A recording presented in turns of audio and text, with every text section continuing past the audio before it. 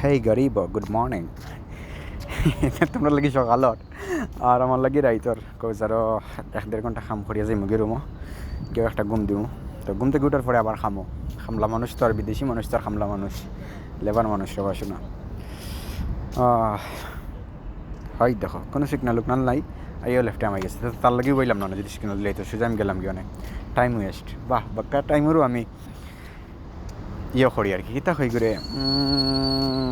টাইমটাও গুরুত্ব দেই। বাক্কা ভদ্র মানুষ হয়ে গেছি বালা মানুষ হয়ে গেছি।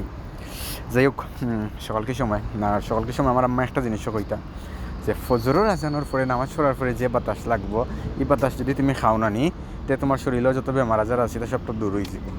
তো আমি তো আর শয়তানোর পাপিষ্ট শয়তান হইলাম গিয়ে আমি নামাজ পড়ছি না আর নামাজের প্রতি মনও বন না। আল্লাহ হেদায়েত দিত আমারে। আসলে সকালকার বাতাস আলাদা একটা মজা।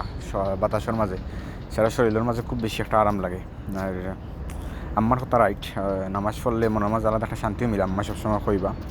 তো আমি ইনশাল্লাহ নামাজ পড়ার ট্রাই করবো। আল্লাহ হেদায়েত দিতা।